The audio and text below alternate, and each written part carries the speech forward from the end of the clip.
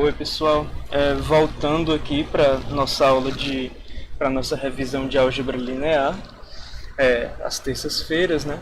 E eu queria saber com vocês como é que tá o áudio, porque eu não estou confiando muito no se a qualidade tá boa, beleza? Aí se vocês puderem me dar um feedback aí se o áudio tá bom, eu agradeço.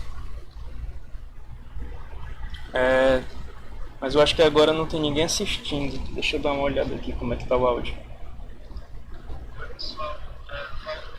Eu acho que o áudio agora tá melhor. Beleza. Eu acho que o áudio tá relativamente bom.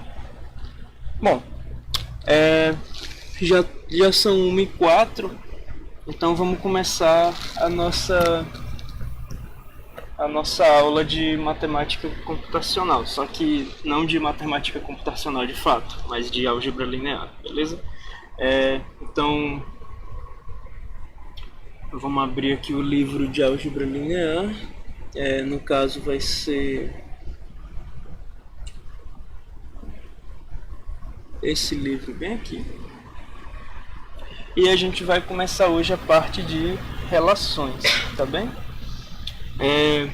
Novamente, a gente tem a participação da Marília, que está interessada na revisão de álgebra linear, e a gente vai caminhar até a álgebra linear seguindo por uma revisão por uma revisão um tanto rigorosa dos conceitos de matemática elementar, tá bom? Deixa eu tentar só ajustar aqui um pouco meu microfone. Eu acho que agora tá ok. Vamos lá. Bom, na última aula a gente tinha visto os conceitos de funções, né, que o livro acabou chamando de mapeamentos, e agora a gente vai ver um conceito um pouco mais fraco que o conceito de funções, que são as relações, beleza? Então ele começa a parte de relações dizendo que vai fazer a introdução do conceito de produto cartesiano, tá? Até porque uma relação ela vai ser simplesmente um conjunto de pares de elementos entre dois conjuntos. Então, para determinar a natureza desses pares de elementos, a gente vai precisar, antes de mais nada, ver a questão de como descrever esses conjuntos de pares, né? E isso vai ser dado pelo produto cartesiano. Então, se você tem dois conjuntos não vazios, M e N, o conjunto M cartesiano N, ele tem como elementos os pares x e y, de tal forma que a propriedade x pertence a M e y pertence a N é verdade. Eu acredito que todo mundo já conhece o produto cartesiano, a gente não precisa se prender tanto a essa definição, beleza? E, claro, quando a gente fala de um elemento de um produto cartesiano, a gente está falando de um par ordenado, beleza? Ou seja, o par xy, ele é diferente do par yx, certo? Então, a ordem em que os elementos aparecem no par importa, tá bom? Então, um elemento de um produto cartesiano é dito um par ordenado. E claro, se você sabe fazer o produto cartesiano de dois conjuntos, é perfeitamente possível que você consiga generalizar o produto cartesiano para N conjuntos. Então, se você pega um produto cartesiano, M1 cartesiano, M2 cartesiano, até o Mn, você vai obter agora um conjunto não exatamente de pares, mas um conjunto de tuplas, né? Um conjunto de tuplas com N posições, onde o elemento da iésima posição, o xi, ele vai pertencer ao conjunto Mi, e isso é válido para todo i de 1 até n, tá bom? Então, se você sabe fazer o produto cartesiano em dois conjuntos, você sabe fazer o produto cartesiano em n conjuntos. A diferença é que no produto cartesiano de dois conjuntos você tem pares ordenados, e no produto cartesiano de n conjuntos você tem tuplas ordenadas, tá bom? Quer dizer, tuplas que certamente são ordenadas. Deixa eu passar o microfone aqui para trás e ver se já tem alguma coisa aqui no chat. 3 pessoas assistindo, Ayrton e Yasmin entre elas. Tá, como vocês não fizeram nenhum comentário, eu vou supor que o áudio tá bom, beleza? A primeira vez que eu tentei transmitir, o áudio estava meio estranho. Aí eu resetei a transmissão, eu resetei a live. Mas eu espero que agora esteja tudo bem. Pois tá. Então, e outra coisa, né? Se você faz o produto cartesiano de um conjunto com ele mesmo, você pode meio que entender o produto cartesiano como uma multiplicação combinatorial, por assim dizer. E aí você vai poder representar esse produto cartesiano de um conjunto consigo mesmo como se fosse uma espécie de potência do conjunto, né? Então, m elevado a n, você pode entender como se fosse o produto cartesiano de m por ele mesmo n vezes, certo? E aí você vai obter as tuplas x1 até xn, onde o xi, ou seja, o elemento que se encontra na iésima posição, ele pertence a m, tá bom? Então a gente tem essas três coisas para produto cartesiano. Produto cartesiano de dois conjuntos, bem tranquilinho. O produto cartesiano de n conjuntos, provavelmente distintos. E o produto cartesiano de um conjunto por ele mesmo n vezes. Aí aqui a gente já vai ter uma espécie de potência de conjunto, tá bom? Pois bem. Uma coisa que a gente vai estabelecer também é que na definição de produto cartesiano, se um dos conjuntos envolvidos for vazio, então o conjunto resultado do produto cartesiano também é vazio, né? Ou seja, m cartesiano vazio é vazio, e isso implica que todos os outros produtos cartesianos que a gente viu, sejam de n conjuntos distintos ou de um conjunto cartesiano ele mesmo n vezes, esses caras também vão ser vazios, beleza? Então a parte de produto cartesiano não é muito complicado, tá? Vamos ver a próxima definição. Aqui a gente já está na definição de relação, beleza? Ou seja, você vai tomar dois conjuntos m e n não vazios, de tal forma que você considera um conjunto R sendo um subconjunto do produto cartesiano de m e n. E esse subconjunto R do produto cartesiano de m e n, ele é chamado de relação entre m e n, certo? Se o m e o n são o mesmo conjunto, então R é dito uma relação de m. Para além da notação usual, né, já que R é um subconjunto de um produto cartesiano, a gente pode dizer que pares ordenados de m e n pertencem a R, certo? Como a gente está escrevendo aqui, quer dizer, como o livro escreve aqui, xy pertence a R. Mas a gente também vai poder usar as notações x relação y, né, que é esse tio, com a relação explícita, ou x relação y, ou seja, esse R bem aqui da relação, a gente vai poder omitir desde que ele esteja evidente pelo contexto, né? Se o contexto deixa claro de qual relação a gente está falando, então a gente pode escrever simplesmente x relação y, tá bom?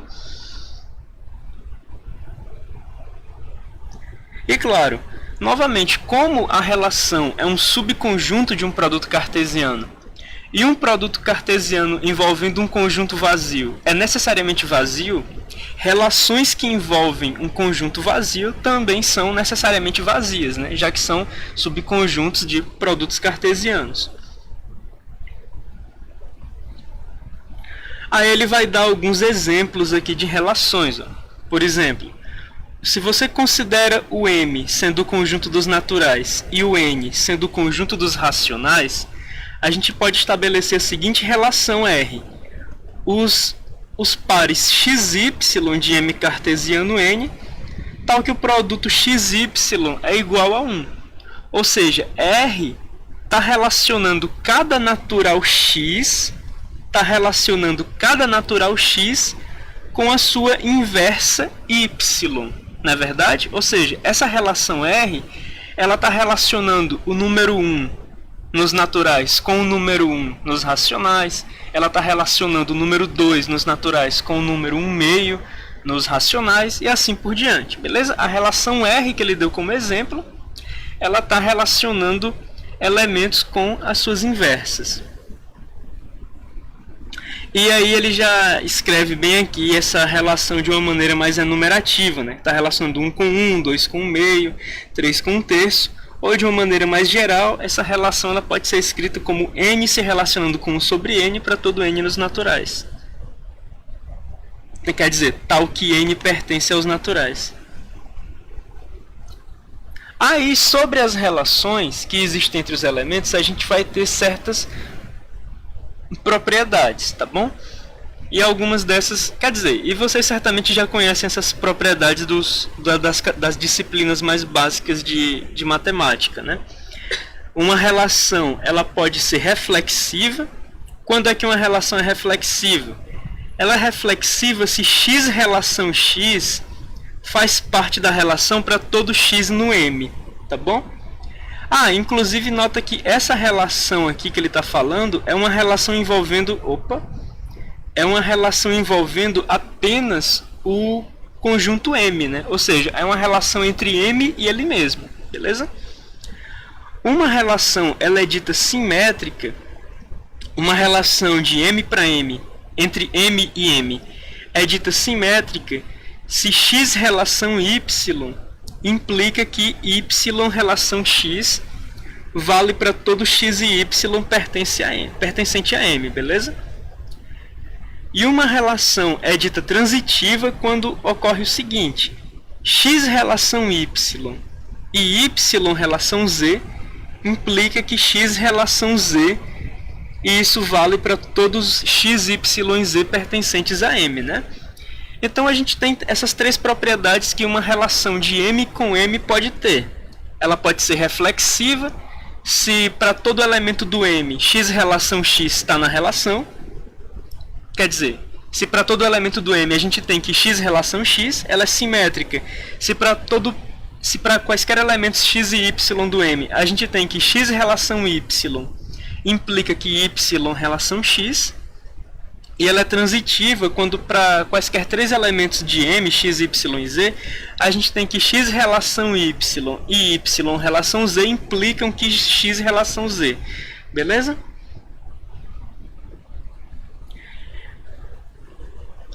Com essas três propriedades aqui, a propriedade reflexiva, simétrica e transitiva, a gente tem o seguinte: uma relação que satisfaz todas essas três propriedades, uma relação que é reflexiva, transitiva e simétrica, ela é dita uma relação de equivalência, beleza? Aí mais na frente a gente vai ver uma outra propriedade chamada de antissimétrica. Enquanto a simétrica ela garante que se um dos pares ordenados x e y está na relação, o par ordenado inverso yx também está na relação, a antissimétrica ela vai tentar garantir justamente o oposto. Se um par está na relação, então o outro não pode estar, beleza? É por isso que ela tem esse antissimétrica. Então a gente vai começar a ver que essas relações que são reflexivas, simétricas e transitivas, elas na verdade são relações bastante comuns nesse sentido de serem relações de equivalência. Por exemplo, a gente vai ter aqui no exemplo 2.26 uma relação R descrita como os pares x e y de racionais, tal que o x é igual a menos y. Ou seja, aqui a gente está falando dos pares de racionais simétricos, né? Ou seja, o 1 relacionado com menos 1, o 2 relacionado com menos 2 e assim por diante. Vamos ver o que essa relação é. Essa relação em particular, ela não é reflexiva. Porque você vai notar que x igual a menos x, isso não vale para todos os racionais, né? Se você pegar um racional qualquer, não é verdade que x é igual a menos x. Portanto, essa relação R, ela não é reflexiva, né? Ele diz de outra forma, ele diz que isso só é válido para x igual a zero. Agora, uma coisa que a gente pode perceber é o seguinte: se x é igual a menos y, então é verdade que y é igual a menos x. Isso é um fato algébrico bem simples, e daí a gente tem a simetria de R, certo? E por fim, a relação R, ela também não é transitiva. Até porque ela não vai ser transitiva como uma consequência dela não ser reflexiva. Vamos ver.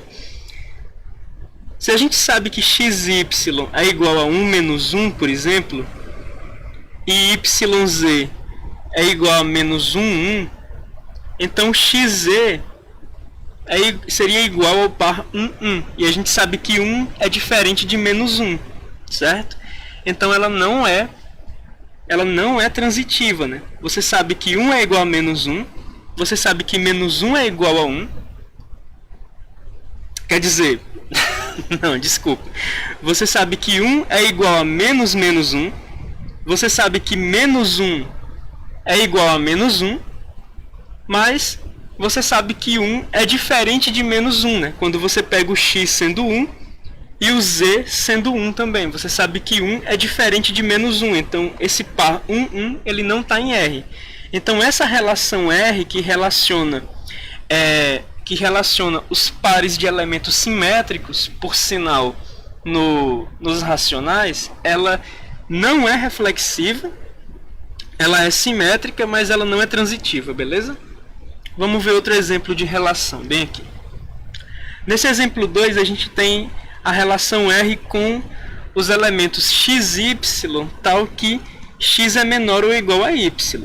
A gente vai poder verificar rapidamente que essa relação ela é reflexiva, porque x é menor ou igual que x. Ela é transitiva, se x é menor ou igual que y e y é menor ou igual que z, então x é menor ou igual que z. Isso é tranquilo. Mas ela não é simétrica.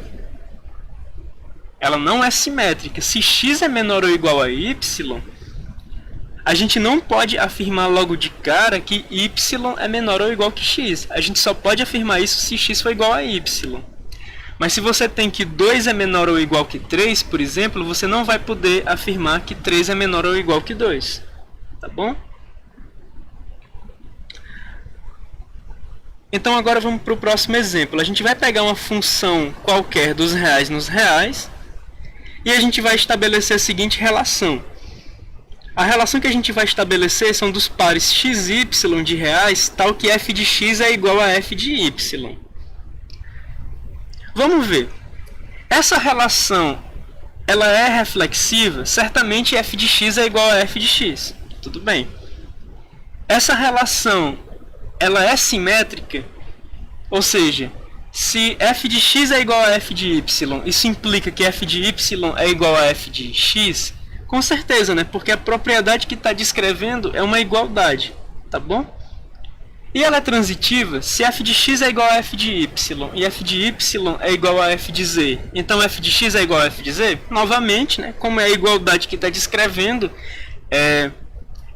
a propriedade da relação, então sim, também vai ser verdade que ela é transitiva. Como essa relação R ela é reflexiva, simétrica e transitiva, a gente diz que ela é uma relação de equivalência nos reais, tá bom? Para essa função f bem aqui.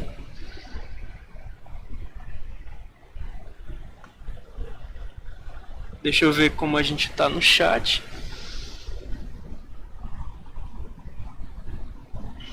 Vamos ver como é que tá a transmissão. Ih, rapaz. Será que eu tô sem internet? Meu celular não tá atualizando a página.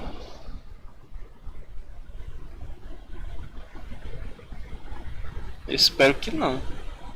Sem internet não, acho que foi só um bug do meu celular mesmo, tá tudo certo. Pronto. Bom, 3 pessoas assistindo.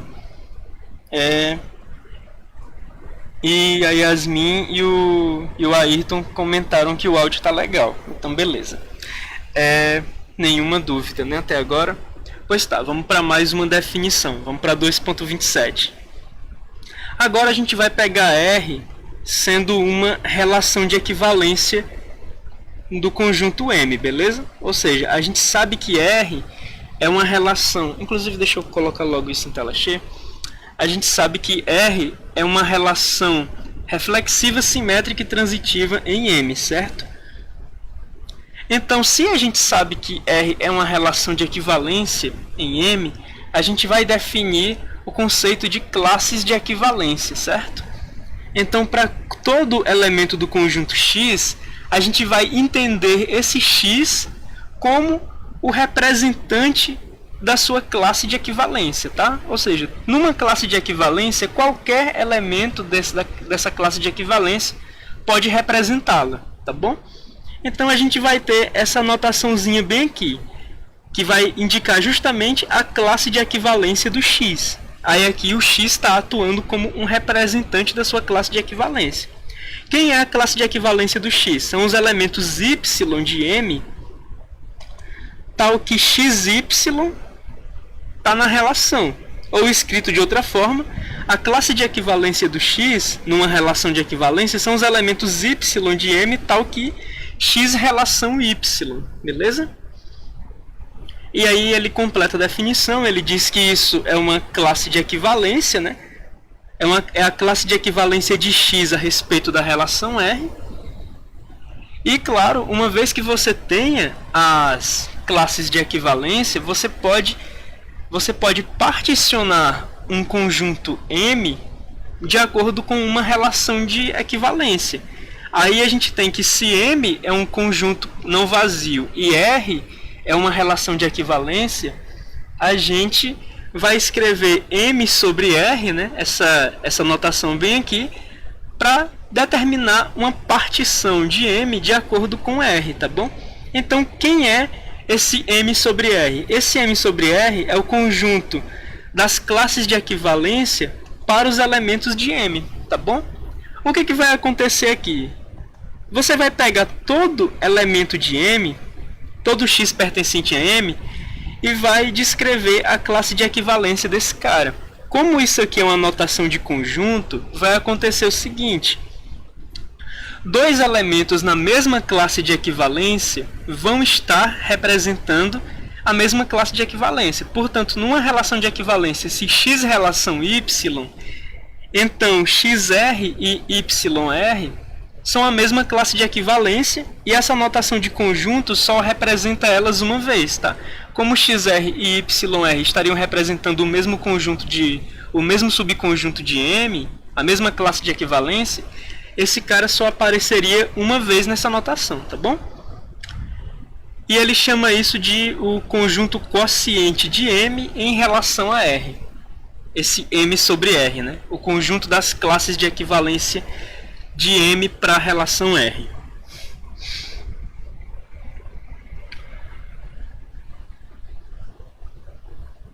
Uma coisa que a gente vai observar é que, se você considera a classe de equivalência do elemento X, essa classe de equivalência ela não é vazia, porque uma relação de equivalência ela é reflexiva, né?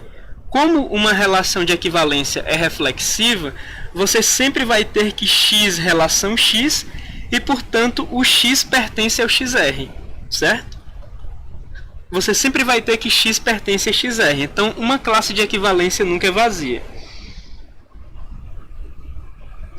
Outra coisa é que, se a classe de equivalência ela estiver bem explicitada pelo contexto, a gente não precisa colocar ela de subscrito, tá? Nesse caso aqui, esse colchete no X, ele indica a classe de equivalência do X. Isso para uma relação que esteja bem clara pelo contexto. Beleza?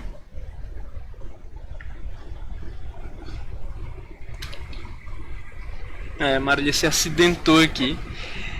Acho que ela bateu no próprio computador, sei lá. Ela confirmou. Ela conseguiu se machucar com o notebook no colo. É isso mesmo. Mas enfim, vamos continuar aqui, que agora a gente tem um teorema.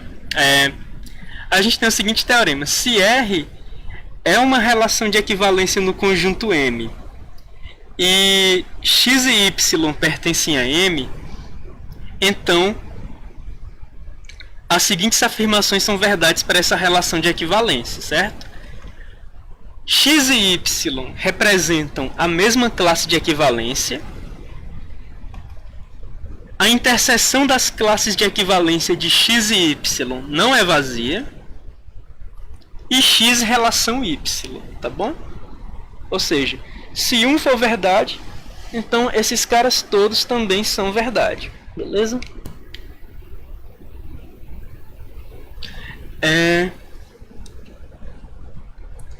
Então vamos lá. Como é que a gente vai provar que essas três afirmações são equivalentes? Primeiro, a gente vai meio que estabelecer um anel de implicações, né? A gente vai mostrar que o 1... a gente vai mostrar que 1 implica em 2, certo? Depois a gente vai mostrar que o 2 implica em 3 e depois que o 3 implica em 1. Eu acho que vocês estão acostumados a fazer isso em matemática discreta, então vocês sabem que isso vai levar a gente a mostrar que as três são equivalentes, né? Então vamos lá, para cada uma delas. Primeiro, 1 implica em 2. O que a gente sabe da 1 é que as classes de equivalência de x e y são a mesma. A gente sabe também que a relação R, por ser de equivalência, ela é reflexiva. Então a gente sabe que x relação x é verdade. Aí a gente sabe que x está na classe de equivalência do x. Agora veja que a classe de equivalência do x e a classe de equivalência do y são a mesma, né? Então, quando a gente escreve que x está na classe de equivalência do x, a gente também poderia ter escrito que x está na classe de equivalência do y. Então, a partir disso aqui, a gente vai ter que o x está na classe de equivalência do y, né? Agora, observe o seguinte. Esse x está na classe de equivalência do x e ele também está na classe de equivalência do y. Como existe um elemento em comum nas classes de equivalência do x e do y, a gente sabe que o x está na interseção das classes de equivalência de x e y, e, portanto, a gente sabe que a interseção das classes de equivalência x e y é diferente de vazio, tem pelo menos o x lá dentro, né? Então, 1 implica em 2, já foi. Agora a gente vai provar que o 2 implica em 3, ou seja, a partir do fato de que as classes de equivalência de x e y se intersectam, na verdade elas são a mesma classe, inclusive, mas a partir do fato de que as classes de equivalência de x e y se intersectam, a gente vai mostrar que x é relação y, tá? Como é que a gente vai mostrar isso? Bom, se esse conjunto, se a interseção das classes de equivalência de x e y não é vazio, então com certeza existe um elemento z dentro dela. Não sei quem é esse z, mas a minha hipótese só me garante que tem um z lá dentro. Como esse z está lá dentro, o que a gente sabe? A gente sabe que esse cara em particular, ele está na classe de equivalência do x e ele também está na classe de equivalência do y. Então a gente sabe que x relação z, certo? E a gente também sabe que y relação z. Agora veja que a relação R ela é simétrica. Como a relação R é simétrica, esse y relação z bem aqui, por simetria, ele implica que z relação y, né? Então, essa parte bem aqui, x relação z e y relação z, a gente sabe que implica em x relação z e z relação y, né? Ou seja, esse y relação z, ele vira z relação y. Agora veja só, por transitividade, a gente sabe que x relação z e z relação y implicam em x relação y. E aí a gente concluiu que 2 implica em 3. Agora a gente vai mostrar que o 3 implica no 1 e a gente vai ter fechado a prova do nosso teorema, né? Como é que a gente mostra que o 3 implica no 1? A nossa hipótese é que x relação y, beleza? E a partir de x relação y, a gente quer provar que a classe de relação x é igual à classe de relação do y. Bom, vamos considerar um elemento da classe de relação x, certo? Como a gente considerou qualquer elemento da classe de relação x, um elemento z da classe de relação x, em particular, a gente sabe que z é relação x, né? Quer dizer, a gente sabe que x é relação z para esse cara. Bom, como a gente sabe que x é relação z, a gente vai saber também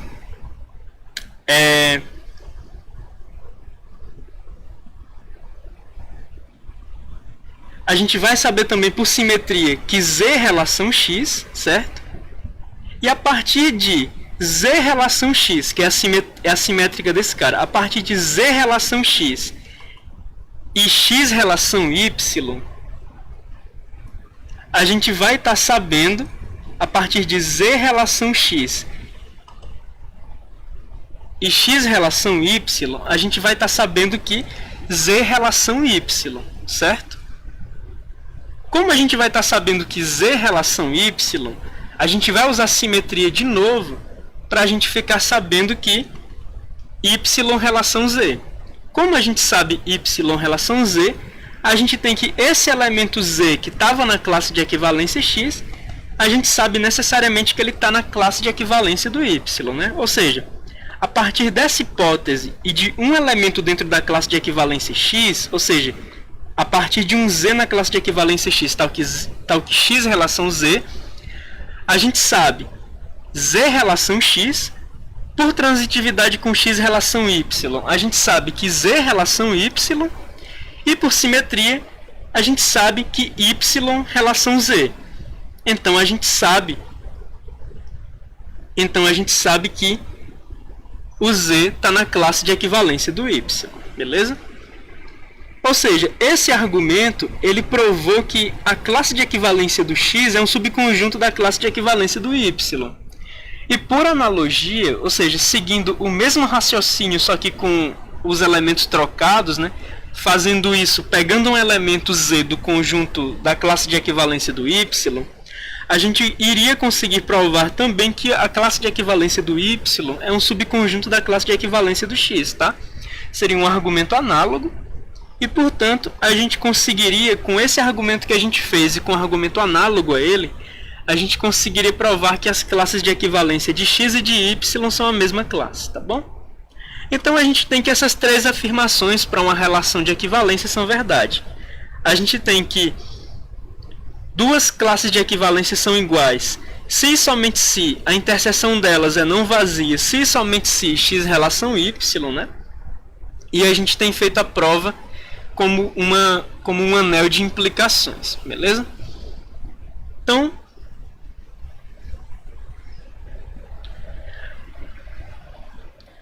Então a gente tem que uma consequência do teorema 2.28 é que se a gente tem duas classes de equivalência de X e de Y, a gente sabe que ou essas duas classes de equivalência são iguais ou elas são disjuntas, né? Ou seja, classes de equivalência só tem elementos em comum se elas forem a mesma classe de equivalência, beleza? Com isso, a gente tem o seguinte, um elemento qualquer de um conjunto M, ele não pode pertencer a duas classes de equivalência distintas. Um elemento qualquer de M pertence a uma e somente uma classe de equivalência, beleza? E essa classe de equivalência ela é representada por X entre colchetes, né? Ou classe de equivalência de X.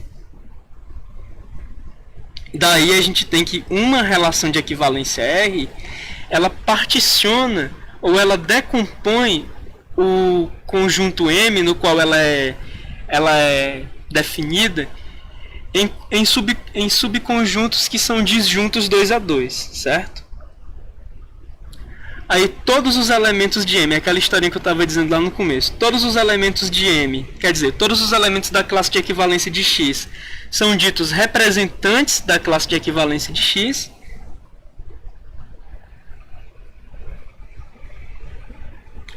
E isso vai ser útil para a álgebra linear como?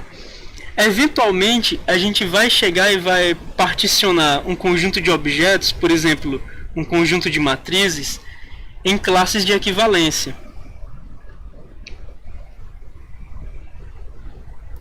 E isso vai simplificar de alguma forma lá na frente algumas definições que sejam feitas, tá?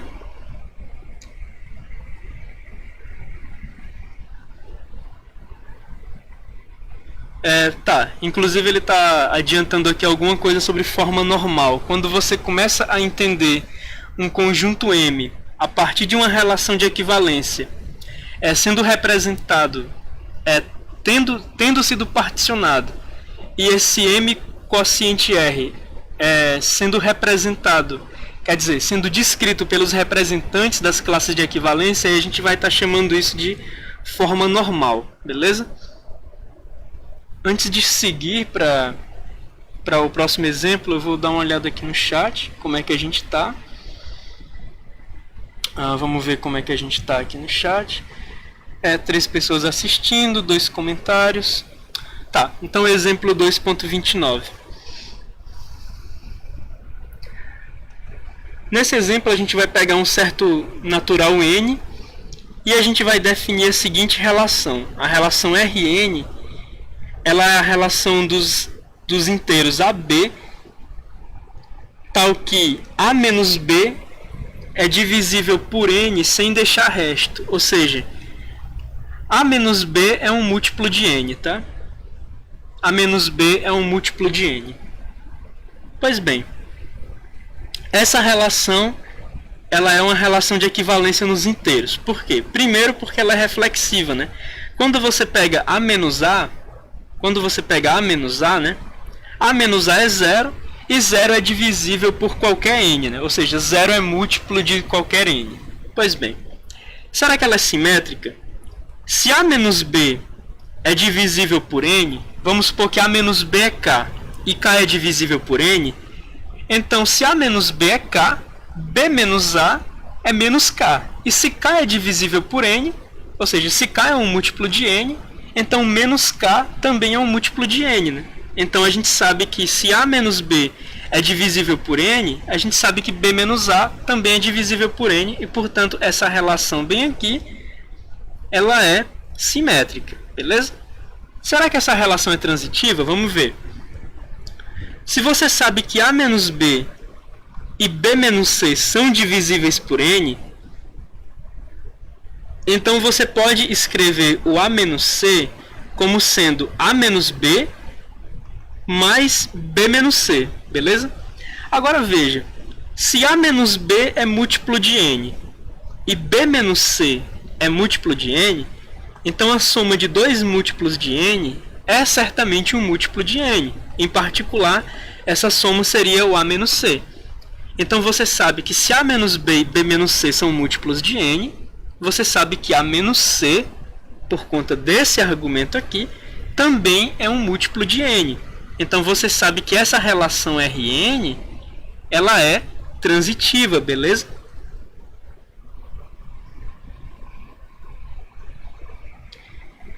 Em particular, nessa relação Rn, a gente vai ter que a classe de equivalência do elemento A, ela é chamada de classe residual A mod n, né? Ou seja, essa classe de equivalência do A, ela é basicamente o conjunto dos números inteiros que deixam resto A na divisão por n, certo? Ou seja, você vai poder representar essa classe de equivalência do A como sendo A mais n que multiplica algum inteiro, né? Ou seja, é a classe de equivalência que vai conter os números A mais qualquer múltiplo de n, e aqui ele vai estar escrevendo isso de uma forma mais estendida, né? Essa classe de equivalência do A, ela vai ser os números A mais nz, tal que z pertence aos inteiros. Ou seja, essa classe de equivalência do A, ela é o subconjunto dos números inteiros que deixam resto A na divisão por n, beleza? Então essa relação de equivalência Rn, ela estabelece uma partição dos números inteiros de acordo com o resto da divisão dos inteiros, de cada um dos inteiros por n, beleza? A gente sabe, inclusive, que isso aqui, ó, 0, a classe de equivalência do 0 em união com a classe de equivalência do 1, em união com a classe de equivalência até a classe de equivalência do n-1, isso aqui pode ser representado como essa união mais sucinta, né, onde o A vai de 0 até n-1 da classe de equivalência do A, e isso vai ser os números inteiros, né? Ou seja, numa divisão por n, os números inteiros ou deixam resto 0 ou deixam resto 1, ou deixam um resto até n-1, né? Eles deixam algum resto entre 0 e n-1. E como um número inteiro na divisão por n, ele deixa um e somente um resto, então um número inteiro na divisão por n se encontra em uma e somente uma classe residual, beleza? Bom, aí ele vai chamar o conjunto de todas as classes residuais no mod n, ou seja, o conjunto quociente em relação a Rn, ele vai denotar por inteiros dividido por nz, certo? E aí esse inteiro sobre nz, eu prefiro simplesmente z barra n, ele vai representar como um conjunto de n classes de equivalência, né? A classe de equivalência do mod 0, a classe de equivalência, quer dizer, a classe de equivalência congruente a 0, a classe de equivalência congruente a 1, até a classe de equivalência congruente a n-1, certo? E esse conjunto, né, o z barra n, ele é muito útil em teoria dos números, certo? Pelo que o livro diz. Mas de fato ele porque algumas coisas em teoria dos números saem muito fácil com essa coisa das classes congruentes em relação à divisão por algum inteiro, beleza?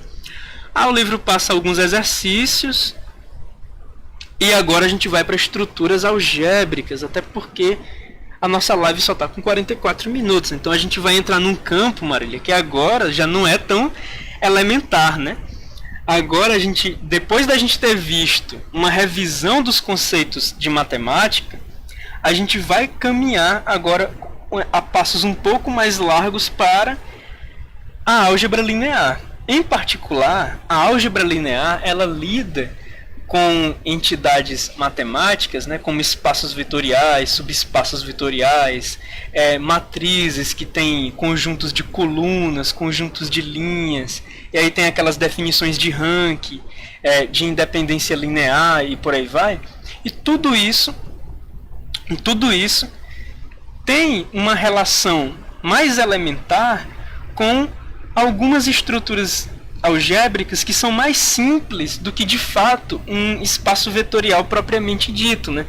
O que eu quero dizer com isso é que no momento em que a gente constrói a álgebra linear gradualmente, ou seja, começando com estruturas algébricas mais elementares que um espaço vetorial, a gente vai conseguir evidenciar que certas propriedades de um espaço vetorial elas são válidas porque os espaços vetoriais, em particular, se encaixam na definição de outras estruturas algébricas mais simples. O que eu quero dizer com isso é que, em vez de chegar com uma lista de 11 propriedades de um espaço vetorial, a gente vai fazer isso mais devagar. A gente vai entender algumas propriedades, depois outras, e assim por diante, até que a gente monta a lista daquelas 11 propriedades dos espaços vetoriais, né? A gente não vai chegar e colocar as 11 propriedades de uma vez aqui, beleza? O Ayrton escreveu eita. Ayrton, eita, cara. Mas a gente vai estudar estruturas algébricas e você vai perceber que estruturas algébricas não é muito complicado, certo? Se você foi capaz de entender espaços vetoriais, você vai ser muito mais capaz de entender as estruturas algébricas que a gente vai ver aqui. O nome ele é um pouco intimidador, mas na verdade as estruturas algébricas, das estruturas algébricas, a mais complicada você já viu, que é o espaço vetorial. A gente só vai ver estrutura algébrica elementar bem aqui, beleza? Então, vamos começar dizendo o que é uma estrutura algébrica, né? Uma estrutura algébrica é um conjunto com algumas operações nele, e essas operações têm algumas propriedades. Isso lembra alguma coisa? O espaço vetorial é um par de conjuntos, aí ele tem duas operações, e essas operações obedecem 11 propriedades, certo? Só que a gente não vai chegar chutando a porta e colocando um espaço vetorial na nossa frente. A gente vai devagarzinho, tá? Ele vai dar uma definição bem devagarzinho aqui do que é uma estrutura algébrica e tal. Ele vai bem devagarzinho construindo essa intuição de estruturas algébricas, certo? Essa leitura ela deve ser interessante, ela deve instigar bastante a intuição, mas eu vou direto para estrutura algébrica mais elementar, beleza? A gente vai começar a nossa revisão, entre aspas, de estruturas algébricas, né? Eu ponho entre aspas porque na forma como a álgebra linear é lecionada, a gente não vê estruturas algébricas, tá? Mas eu acredito que construir a álgebra linear a partir das estruturas algébricas mais elementares é um ganho muito grande para você ter um entendimento mais concreto das propriedades que se acumulam muito rapidamente se você começa simplesmente com um espaço vetorial, beleza? Então vamos lá. Primeira propriedade, ou quer dizer, primeira estrutura algébrica é o grupo. Vamos ver o que é um grupo. Um grupo, ele é um conjunto G, certo? E esse conjunto G, ele vai ter uma função associada a ele. E essa função a gente vai chamar simplesmente de operação. Veja só como isso é abstrato. A gente não está falando que essa operação é um mais, que essa operação é um menos, que essa operação é um vezes, a gente está chamando a operação de operação. Ou seja, um grupo, ele é um conjunto de elementos atrelado com uma operação, certo? Essa operação,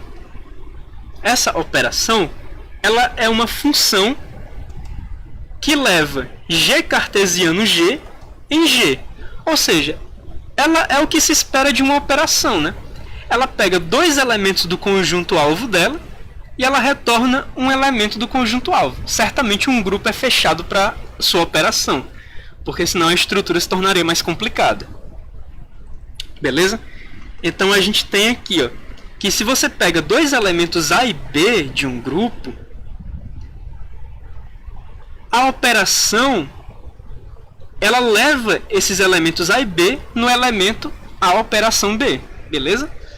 A operação, por enquanto, ela está sendo abstraída como esse mais circunscrito, né?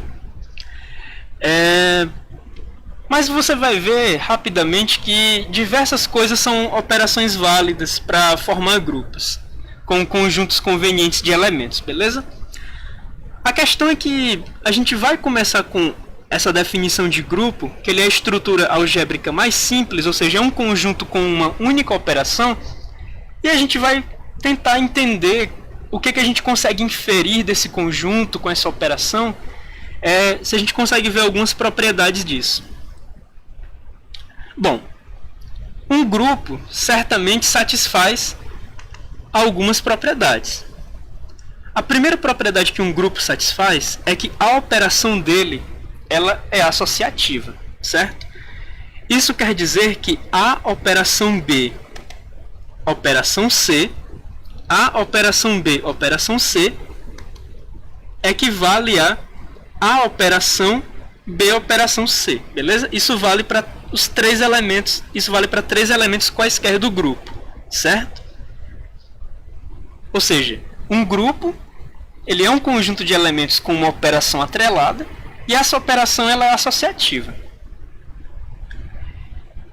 Além disso, existe uma outra coisa no grupo.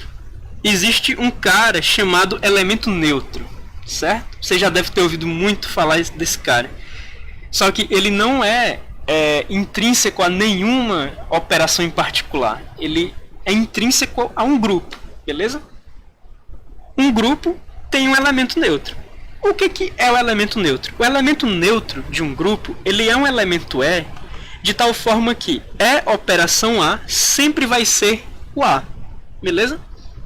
Ou seja, quando a operação relaciona o elemento neutro e o elemento A, ela resulta no elemento A, tá bom? E isso vale para todo A no grupo. Uma outra coisa que o elemento neutro dá pra gente é o seguinte: para todo elemento A do grupo, vai existir uma inversa desse elemento A do grupo, beleza? Ou seja, vai existir o A negado, beleza? O A barra. O A barra ele vai ser a inversa do elemento A no grupo. É o elemento inverso de A. E a gente vai ter a seguinte propriedade: o A barra operação A vai ser igual ao elemento neutro, certo? Então, A gente montou um grupo que é a estrutura algébrica mais elementar da seguinte forma. Um grupo é um conjunto de elementos com uma operação atrelada. Essa operação ela é associativa e para essa operação existe um elemento neutro, assim como em relação a essa operação, cada elemento do grupo tem uma inversa, certo? Eu não sei se vocês conseguem notar logo de cara, mas olha só, o fato de a definição do elemento neutro ser isso aqui, ó, elemento neutro, operação A, resulta em A, isso implica dizer, já que é para todo A no G, e o elemento neutro está no G, isso implica dizer que elemento neutro, operação elemento neutro, é igual a elemento neutro.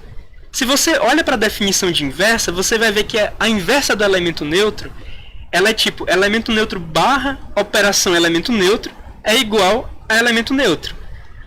Mas quando você troca o A por elemento neutro bem aqui, você percebe que o elemento neutro é a própria inversa dele. Beleza. Então, a gente sabe que um grupo é um conjunto de elementos com uma operação associativa que tem um elemento neutro para ela no grupo, e todo elemento tem uma inversa em relação a essa operação no grupo. Em particular, o elemento neutro é a inversa de si mesmo. Tá bom? Isso é um grupo. Então, a gente vai começar a brincar um pouco com essa noção de grupo. Em particular, se a gente tem um grupo onde vale que A operação B é igual a B operação A, e isso a gente chama de comutatividade, né?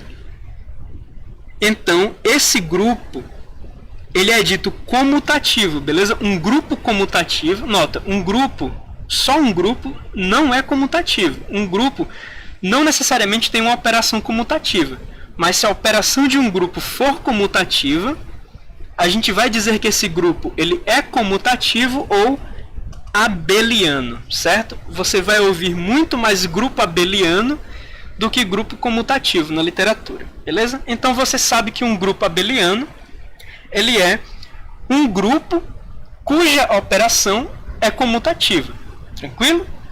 Um grupo abeliano é um grupo cuja operação é comutativa. Quando a gente está falando de um grupo, a gente está falando de um conjunto de elementos atrelado com uma operação, certo? Quando a gente estiver num contexto em que a gente precisa distinguir vários grupos e várias operações, a gente vai utilizar um par ordenado para falar de um grupo. Ou seja, a gente vai estar colocando nesse par ordenado o grupo, o conjunto de elementos, e como segundo elemento do par ordenado, a própria operação do grupo, certo? Ou se não tiver problema, se só tiver uma operação no contexto, se só tiver um grupo no contexto, então a gente vai chamar só de G, beleza? O grupo.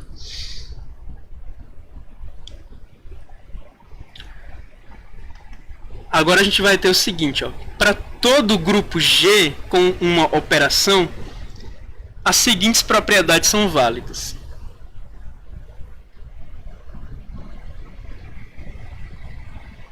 E nota que são propriedades bem simples, não são propriedades muito complicadas. Ou seja, várias coisas que a gente toma como certo em matemática, na verdade não são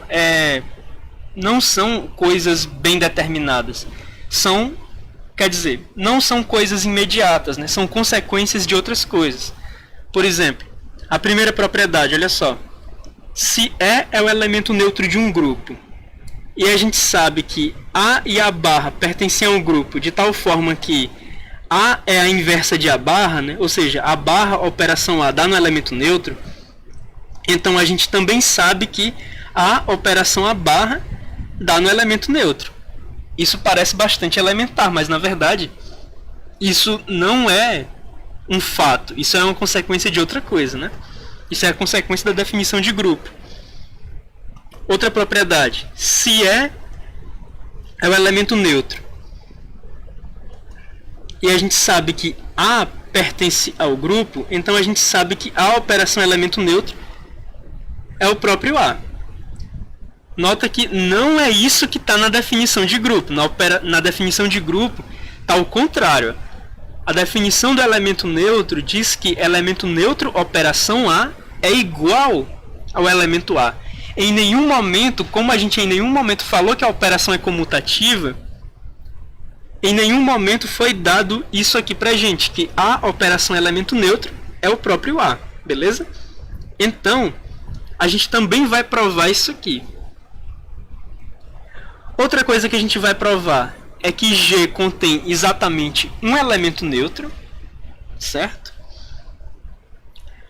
E a gente também vai provar a unicidade da inversa, ou seja, para todo elemento A no grupo, existe um único elemento inverso dele. Ou seja, diversas coisas que a gente está habituado a usar cotidianamente sem pensar na matemática, não são triviais, certo? Trivial é a definição de grupo. Qualquer outra coisa sem ser a definição de grupo vai sair como consequência dela. Ou como consequência de uma outra estrutura algébrica, beleza? Mas vamos lá, essas coisas super triviais que a gente está acostumado, essas 4 coisas super triviais que a gente está acostumado a ver na matemática, a usar na matemática, na verdade, são consequências da definição de grupo. Vamos provar a primeira, né? A primeira diz que se é o elemento neutro do grupo e você tem A e A barra de tal forma que o A barra é a inversa do A, então você também vai ter que o A é a inversa do A barra. Vamos ver como é que a gente prova isso.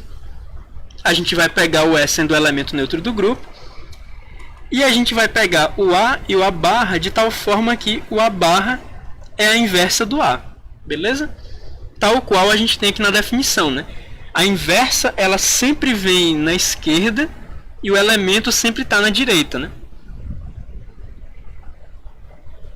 Ou seja, a gente pegou A e A barra de tal forma que o A barra ele é a inversa do A. Ou seja, quando você faz A barra operação A, você tem elemento neutro. Pela definição 3.1, certo? Pela definição 3.1, a gente sabe que existe um elemento A1 de G de tal forma que esse A barra, ele tem essa inversa A1. Todo elemento tem inversa, afinal, inclusive o A barra. O A barra ele tem essa inversa A1 de tal forma que A1 operação A barra dá no elemento neutro. Beleza, o que a gente faz com isso? A gente quer saber quem é a operação A barra. Beleza, como a gente quer saber quem é a operação A barra, em particular, a gente sabe que se a gente pegar esse elemento, a operação A barra, afinal, a operação ela leva em elementos no grupo, então esse a operação A barra é necessariamente um elemento do grupo, a gente sabe que se a gente pegar esse cara e colocar o elemento neutro à operação esse cara, a gente vai estar mantendo a igualdade. Então a gente tem isso aqui, né? Ó. Esse cara, a operação A barra, ele é igual ao elemento neutro operação A barra. Beleza? Tranquilo. Agora veja só. Elemento neutro operação A barra.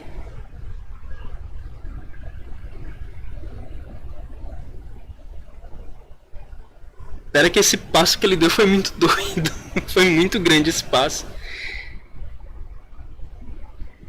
Ó, ele sabe que A1 operação A barra é igual ao elemento neutro.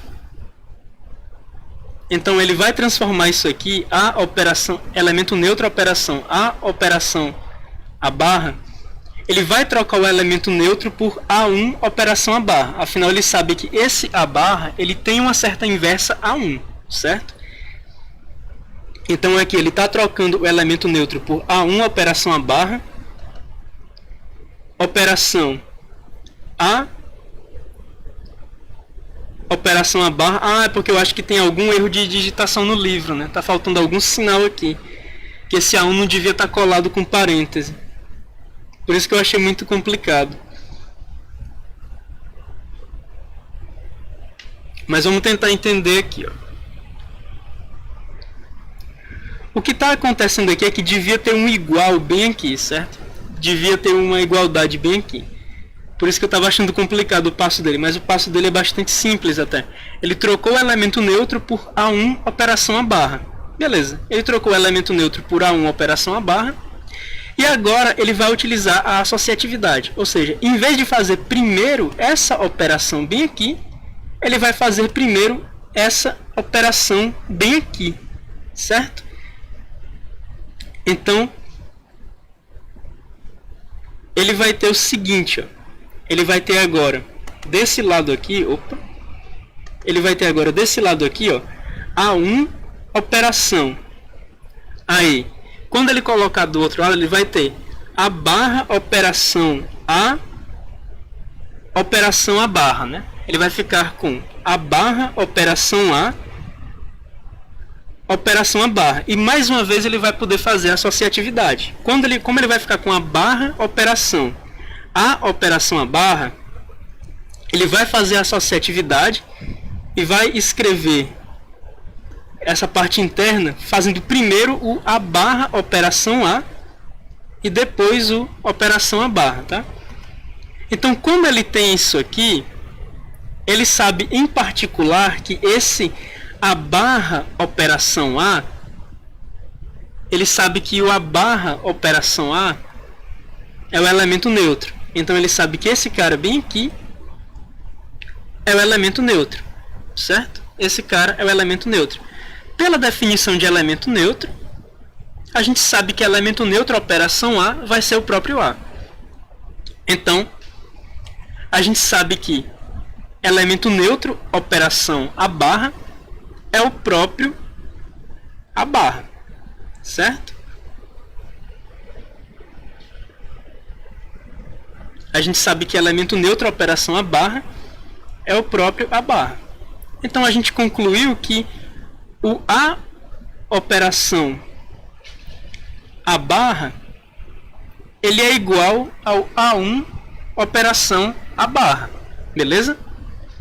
Ou seja, aqui fora a gente tinha o A1, né? Esse cara, ele concluiu que ele é o próprio a barra, certo?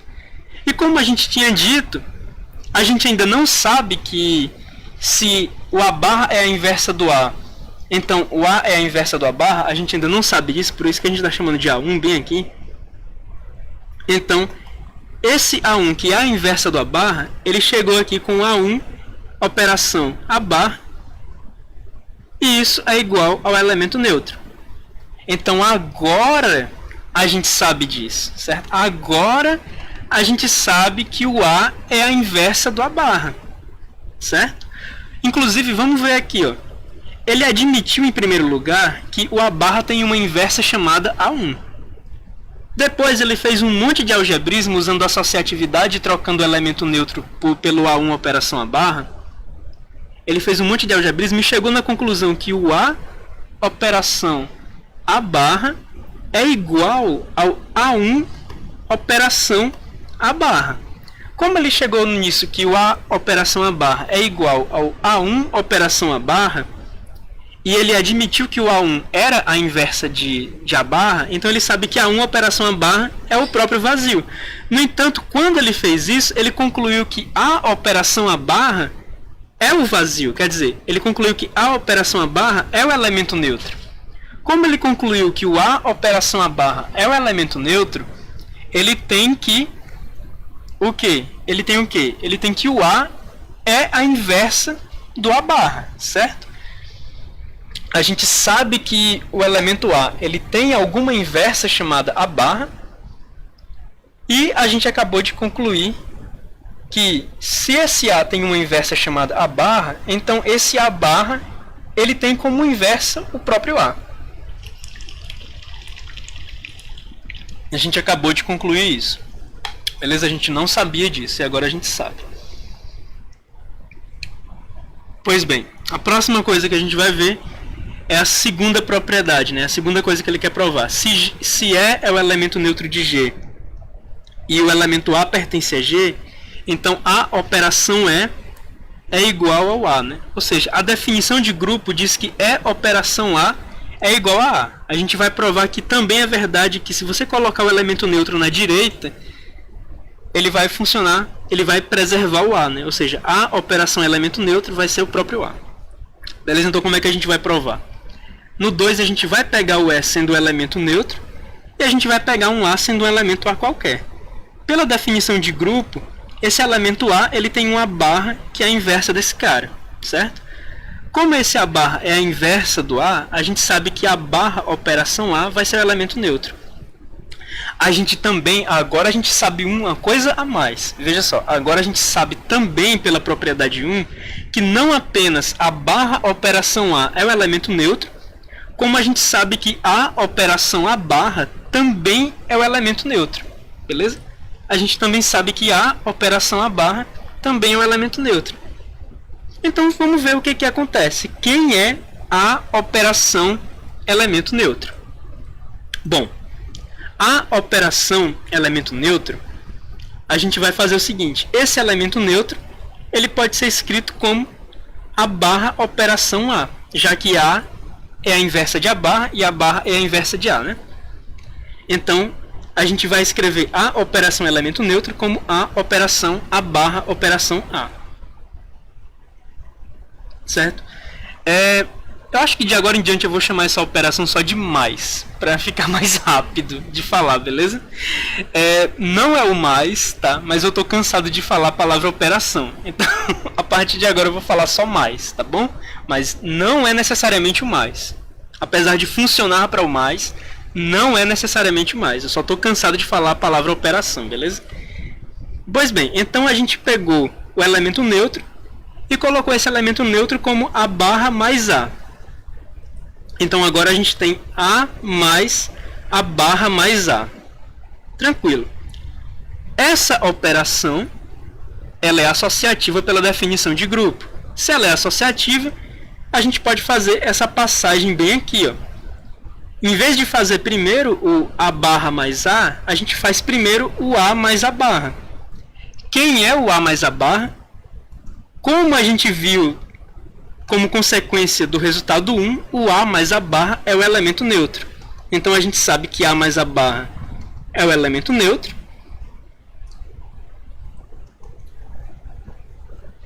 E a gente sabe que esse A operação, esse A mais elemento neutro,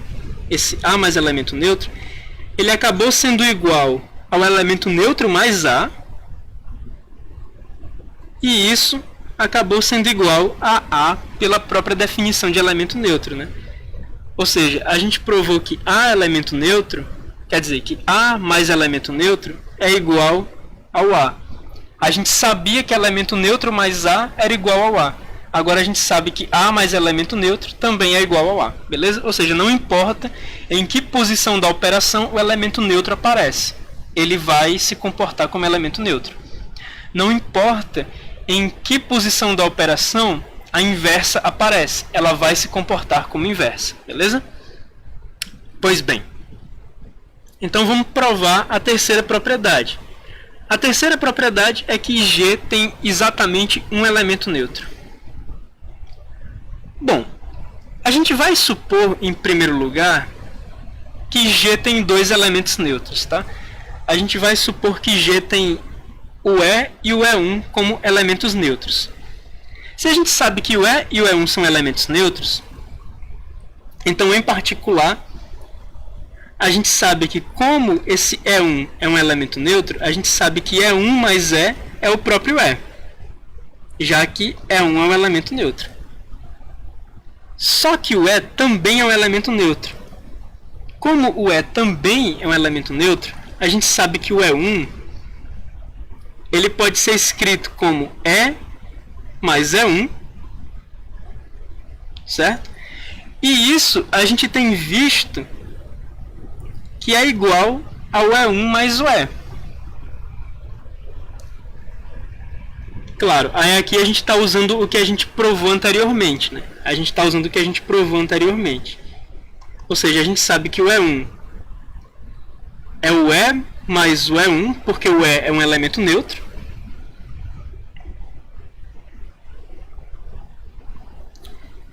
O E mais o E1, a gente sabe que é igual ao E1 mais o E.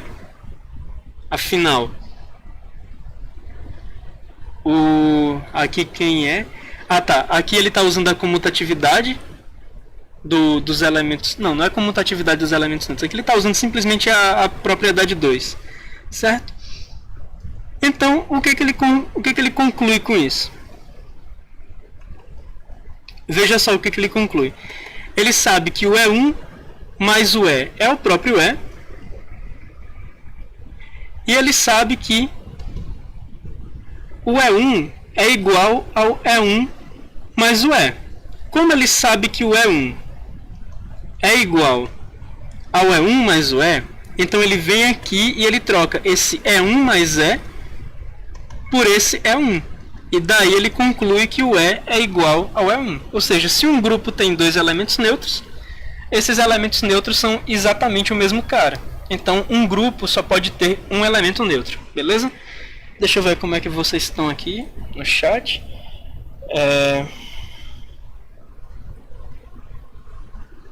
Mais uma vez o aplicativo do meu celular deu uma travada.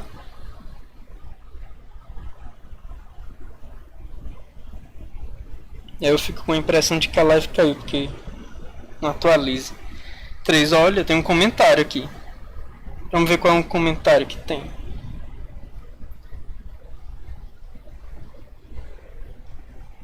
O Ayrton tá perguntando... Eita, 16 minutos atrás, Ayrton. Desculpa, cara.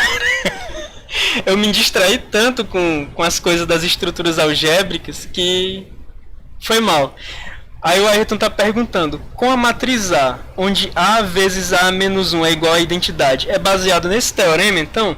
É sim, cara. É baseado nesse teorema porque os espaços vetoriais, em particular, são grupos, certo? Se você considera o espaço vetorial das matrizes,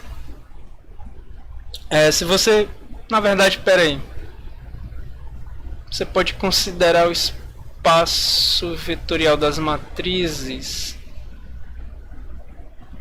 onde os vetores são matrizes, mas aí você está somando A vezes A menos 1 igual à identidade é baseado nesse teorema. Eu não diria que é uma consequência direta desse teorema, mas tem a ver sim, certo? A vezes A menos 1 dá a identidade, tem a ver com esse teorema. Em particular, Ayrton, cara, mas para uma matriz ter inversa ela tem que ser quadrada em primeiro lugar. Então, a gente pode se restringir a matrizes quadradas, né? Quando a gente está restrito a matrizes quadradas, a gente pode sim pensar num espaço vetorial de matrizes quadradas. Se a gente pensa num espaço vetorial de matrizes quadradas de mesma dimensão, em particular, então toda multiplicação é válida e a gente pode pensar num espaço vetorial de matrizes quadradas onde a operação do espaço vetorial é a multiplicação, certo? Então, como um espaço vetorial ele tem todas as propriedades de um grupo, um espaço vetorial, antes de mais nada, é um grupo. Então, esse espaço vetorial de matrizes quadradas, com a operação de multiplicação, ele pode ser visto, antes de tudo, como um grupo de matrizes quadradas com a operação de multiplicação. Então, sim,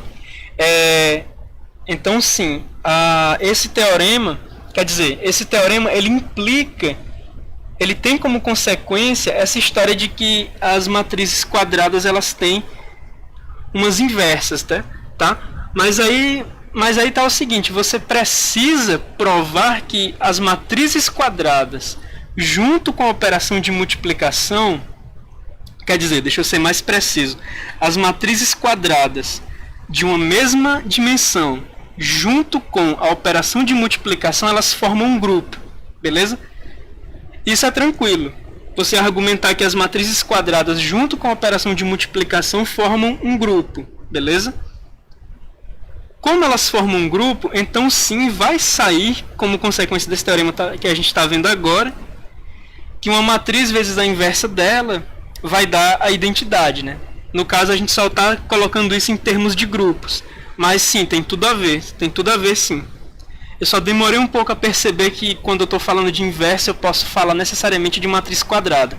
Aí quando eu falo necessariamente de matriz quadrada, eu falo de matrizes que podem ser operadas de qualquer forma, né, com a multiplicação. Que o meu medo com a multiplicação era de para matrizes quaisquer é que a multiplicação você faz de um jeito, mas ela não é ela sequer é comutativa, né?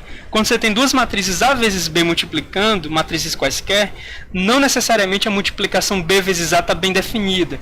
Mas quando todas as matrizes são quadradas e você tem matrizes A vezes B quadradas se multiplicando, então necessariamente B vezes A está bem definido. Tá, então nesse caso dá sim para você considerar as matrizes quadradas de uma mesma ordem com a multiplicação sendo um grupo, beleza?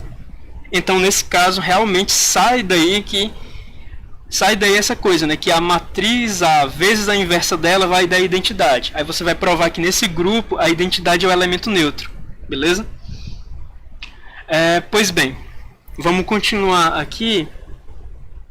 Que pergunta profunda essa a do Ayrton. Mas é isso mesmo. A ideia de vocês estarem vendo as estruturas algébricas mais elementares é que vocês percebam, como o Ayrton fez, que essas coisas que a gente vê de uma forma muito mais complicada em espaços vetoriais e assim por diante, essas coisas na verdade são bem simples, né? A gente só precisa ver elas com um pouco mais de calma em estruturas algébricas mais elementares, beleza? Então a gente provou, né, que G tem exatamente um elemento neutro. E agora a gente vai provar a unicidade da inversa. Ou seja, a gente vai provar que para um elemento A qualquer de um grupo, ele tem uma única inversa. Como é que a gente vai provar o 4? A gente vai considerar que o A barra e o A1, elementos do grupo, eles são duas inversas do elemento A. Certo? E a gente sabe também que o elemento E, ele é o único elemento neutro desse grupo, tá? O único elemento neutro de G a gente está chamando de E. Então a gente vai usar o 1 e 2, as propriedades 1 e 2 da seguinte forma. Em primeiro lugar, o A barra, o elemento A barra, que a gente considerou como uma das inversas do A outra inversa sendo o A1, o A barra, ele pode ser visto como o elemento neutro operação A barra. A gente sabe que o elemento neutro, com a operação, ele vai preservar o A barra, né? A gente sabe que o elemento neutro, com a operação, ele vai preservar o A barra. Agora veja só, a gente está considerando que o A1 também é inversa de A.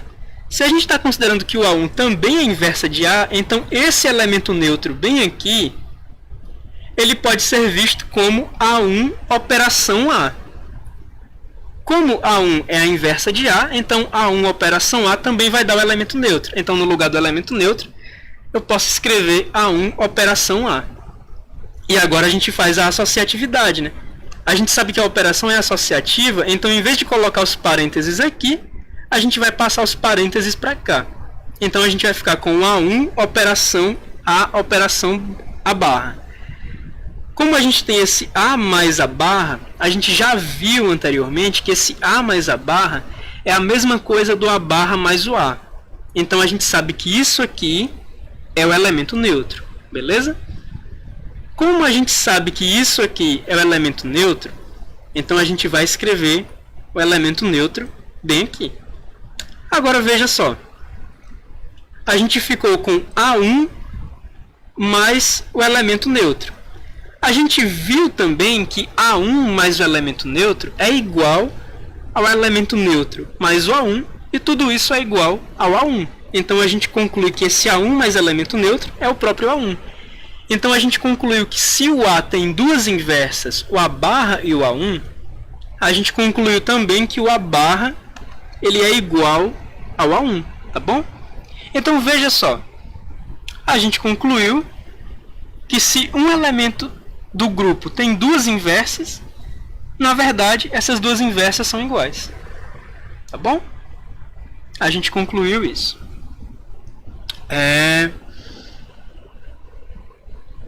Ele vai dar alguns exemplos de grupos, cara. Vamos ver alguns exemplos de grupos, né? Olha só.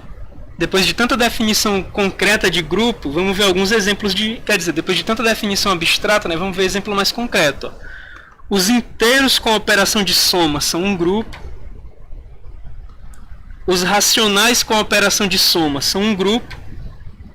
Os reais com operação de soma são um grupo. Em particular, eles não apenas são grupos, mas eles são grupos abelianos, porque a operação de soma é comutativa nesses caras, certo?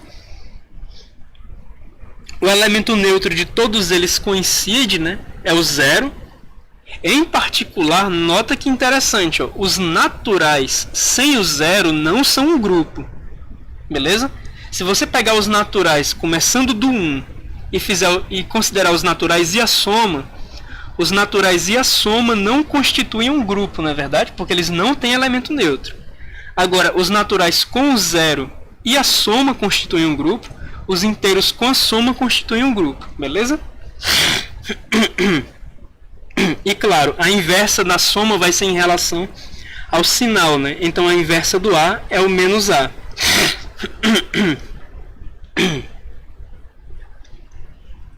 Mas aí, ó, veja só.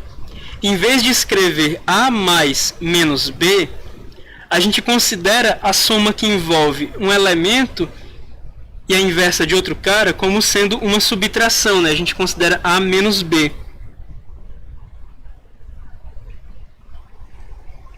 E esses grupos são chamados grupos aditivos, né? Porque eles são definidos com a adição, com a soma.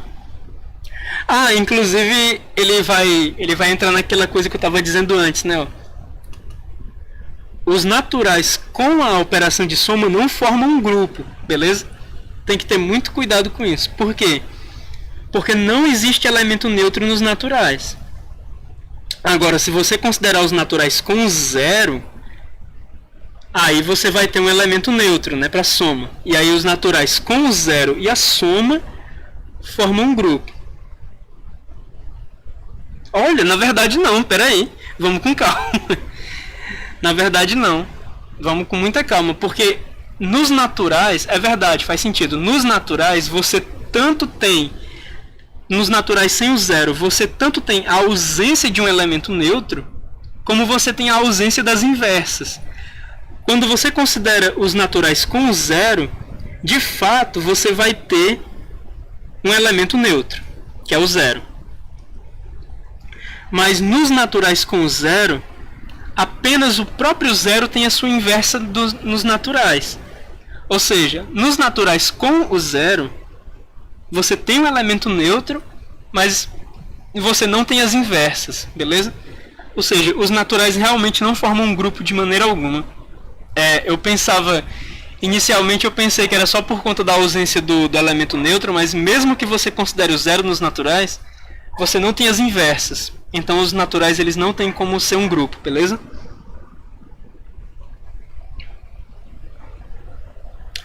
Se você considerar os racionais menos o zero e os reais menos o zero, com a operação de multiplicação usual, eles também formam grupos.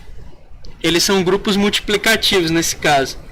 Aí você vai ter que o elemento neutro é o número 1, certo?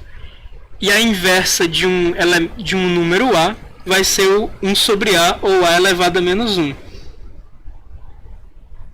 Quando você vai escrever A vezes B elevado a menos 1, ou seja, A vezes a inversa de B, você também pode escrever A sobre B ou A dividido por B. Ah, tá, mas aí os inteiros com a multiplicação, eles vão ter o mesmo problema dos naturais com o zero e a soma. Eles não vão ter inversas. Então, os naturais mais o zero com a soma não formam um grupo por ausência de inversas, né?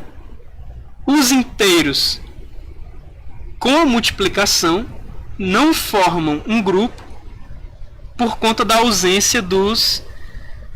Como é o nome? Por conta da ausência das inversas, né? Então, o conjunto dos inteiros tem o número 1, que é o elemento neutro da multiplicação, realmente, mas nem todo número A nos inteiros vai ser tal que 1. Mas nem todo número A nos inteiros, com exceção do menos 1 e do 1, tem inversa. O menos 1 tem uma inversa que é ele mesmo. Menos 1 vezes menos 1 dá 1. O 1 tem uma inversa que é ele mesmo. 1 vezes 1 dá 1. Mas nos inteiros, o 2 não tem inversa, o 3 não tem inversa, o 4 não tem inversa. Então, os inteiros com a operação de multiplicação, eles não formam uma inversa, tá bom?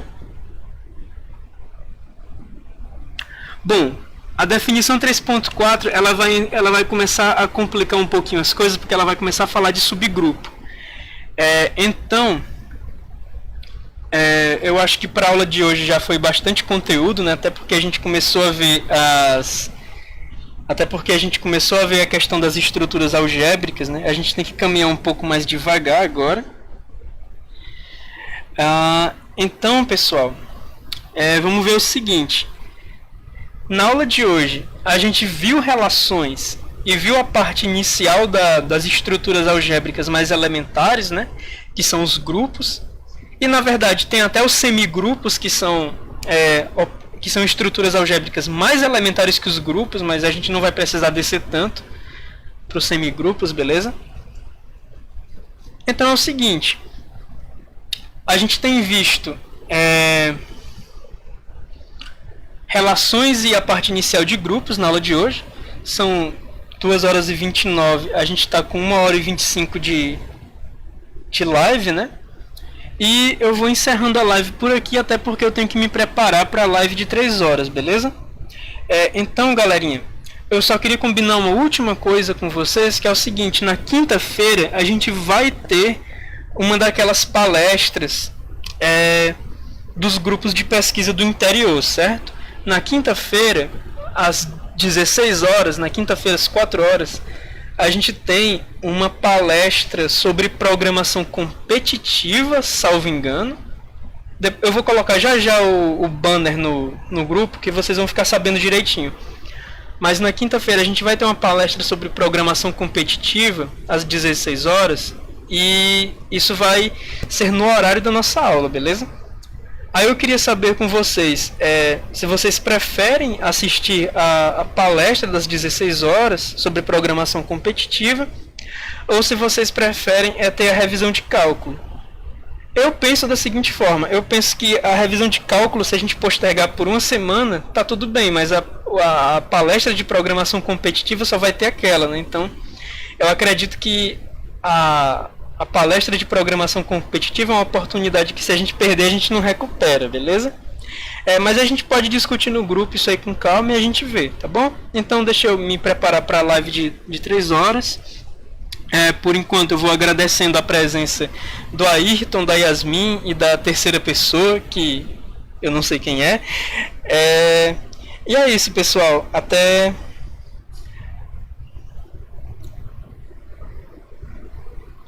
Programação. Beleza, Ayrton. Parece que o Ayrton estava gostando da ideia de programação na quinta-feira. Então, a gente vai ficando por aqui e na quinta-feira a gente se encontra de novo, beleza? Seja da forma que for, se for na palestra de programação competitiva ou na revisão de cálculo, quinta-feira a gente se encontra de novo. Eu agradeço a presença de vocês e boa tarde, pessoal. Fiquem bem.